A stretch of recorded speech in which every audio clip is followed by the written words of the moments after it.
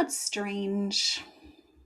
Somewhere along the way, many adults have decided that reading fiction is indulgent, unproductive, childish, even.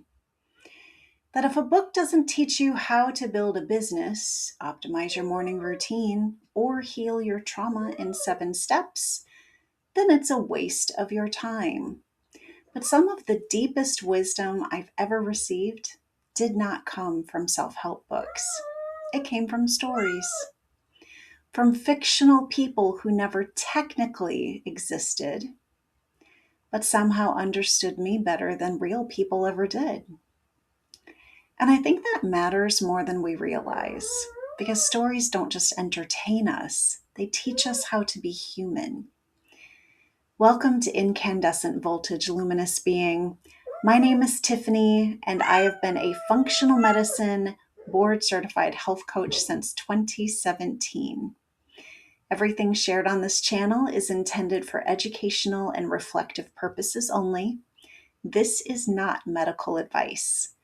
You are the keeper of your own current, so please seek medical or mental health support whenever needed. When I was a little girl, I learned about my temper from Anne of Green Gables. Anne was dramatic and emotional and imaginative and intensely sensitive. After watching her navigate embarrassment, impulsiveness, and growing maturity, this helped me begin understanding something in myself that no adult had ever sat down and explained to me before. Not because somebody lectured me, but because story bypasses defensiveness. Stories can slip quietly into the heart. They arrive before that protective armor goes up. And then there was Little Women. I still remember absorbing lessons about humility and sisterhood and womanhood through the March Sisters in a way that probably never would have landed if someone had simply handed me a rule book. Fiction lets us live emotionally before we can fully live it. We get to practice with the emotion. We practice grief from the safety of a page. We witness moral failure without having to commit it ourselves. We watch characters love poorly and beautifully and learn from both. And I think that matters a lot. I used to think that I hated history. Dry textbooks would make my eyes glaze over. Dates, battles, political movements, memorization. But historical fiction changed everything for me because suddenly history wasn't just information, it became human. Instead of an event occurred, it became what did it feel like to live through that? What did the people fear, love, lose, hope for? Once I could emotionally connect to history through the story, I could actually remember it and talk about it and care about it. Facts matter, but humans are wired for narrative. We remember stories because stories mirror the way we actually experience life, not as a sequence of events, but as felt experience moving through time. As you can hear, I have a little friend that's been wanting to say hello. This is Baby Jack. Say hi. Say hi. Romance novels, they taught me about emotional health. And honestly, this might be the section that surprises people the most. As I got older, I started reading more romance, mostly low spice, emotionally intelligent romance. And what I found there surprised me. Some of those books helped me recognize relationship patterns, emotional wounds, communication dynamics, and places in my own life that still needed tending. not because the books were instructing me directly, not because fiction has this extraordinary ability to hold up a mirror gently for us to actually look into it. Sometimes you don't necessarily realize what hurts inside of you until you watch a character navigate something similar. Sometimes you don't know you've been carrying a pattern until you see it named in someone else. And that's another thing that fiction does beautifully. It builds awareness through empathy instead of through fear. You don't just learn facts, you get to experience perspective. And then there is my all time favorite author, Jane Austen. I genuinely believe she understood human behavior with astonishing precision.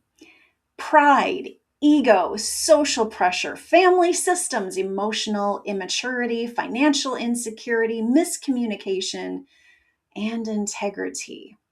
And the older I get, the more I realize her books were never simple romances. They were studies in humanity. She understood that what people say and what people mean are often two very different things. She understood that the body keeps different accounts than the mind does. And she understood that the most social harm can come from not necessarily malice, but from ego and fear and that desperate need for approval. And honestly, that insight alone can save you years of confusion in adulthood. Fiction doesn't only help us understand other people and other times, sometimes it helps us to understand ourselves. Fantasy, in particular, often gets dismissed as escapism, but some of the most emotionally honest explorations of depression, trauma, shame, addiction, grief, and identity that I have ever encountered came through fantasy novels. And I think I know why. Creating distance through a fictional world can actually make it safer to approach painful truths. When the landscape is unfamiliar, the defense is lower. When the character isn't you, you can sometimes see it more clearly. Stories become bridges, not to some other world, but to parts of ourselves that we haven't yet been able to reach. And I want to say something very specific here because I think it matters the kind of content that I'm building on this channel. Ancient stories like fables and fairy tales, mythology and folklore, they're not simply charming relics of the past. These are some of the oldest and most sophisticated psychological maps ever created. Every culture that has ever existed on this earth passed wisdom through story, not through lectures or bullet points or through optimization frameworks, through story. Because people who came before us understood something that modern culture seems to really want to intentionally forget. The human nervous system does not learn through information alone, it learns through experience. And story creates the closest thing to experience that language can offer. A fable about a tortoise and a hare is not really about animals. It's about regulation and urgency and about what happens to a body that's been running on adrenaline for too long. A myth about a hero descending into the underworld is not really about death. It's about the parts of ourselves that we have not been willing to face. A fairy tale about a sleeping princess is not simply a love story. It's about the dormant self, the part of us that went quiet when the world became too much. These stories have endured for thousands of years because they contain something true about what it means to be alive. And I plan to keep returning to them because I think that ancient wisdom, read through a modern lens, can illuminate things that our nervous system, our relationships, our cravings, and our grief and our healing that purely clinical language sometimes simply cannot reach. And interestingly, research supports what storytellers have always known. Reading fiction develops empathy, because it immerses us in perspectives outside of our own. It improves emotional intelligence. It strengthens our ability to navigate social complexity, and it functions almost like a situation space for life. We emotionally practice grief, conflict, love, failure, forgiveness, and resilience, all from the safety of a page. Fiction also teaches nuance. Real life is rarely clean cut, and great stories remind us that people are complicated, that pain can create difficult behavior, that flawed people can still be worthy of love, that growth is rarely linear. In a world increasingly addicted to hot takes and shallow judgment, fiction may be one of the few things still teaching people how to sit with complexity. And I think people misunderstand fiction because they assume it's about escaping reality. But the best fiction doesn't help us escape life. It helps us return to it with deeper understanding. Sometimes a novel explains your own heart back to you. It can help you grieve. It can help you forgive. Sometimes it helps us to realize that we're not strange for feeling the way we feel. And sometimes it simply gives our nervous system a place to rest. Not every form of learning has to feel clinical to be valuable. Some wisdom is going to arrive slowly, softly, like pages turning at midnight. Recognizing yourself in someone who never existed. So, no, I don't think fiction is a waste of time. I think fiction is one of the oldest ways humans have ever taught each other how to survive, love, endure, and how to become.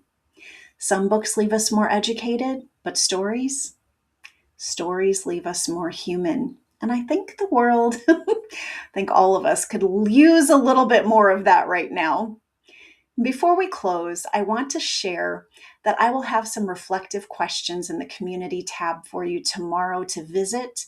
You can use these however you like. Use them for journaling, contemplation, or deeper conversation with a trusted therapist or counselor.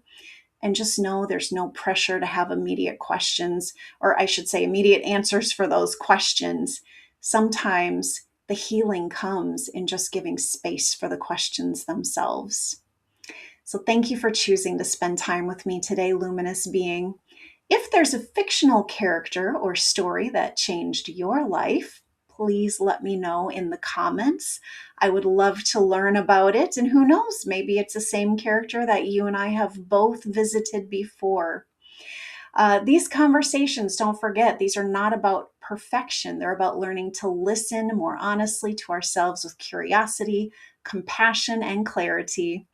And if this episode supported you in some way, please like, subscribe, and share it with someone who may need these words as well. If you'd like to go deeper, I invite you to explore my free 5-day email course linked below, where ancient wisdom meets modern science to support your own health, nervous system, and wellness journey. And until next time, may you continue healing at the speed of safety.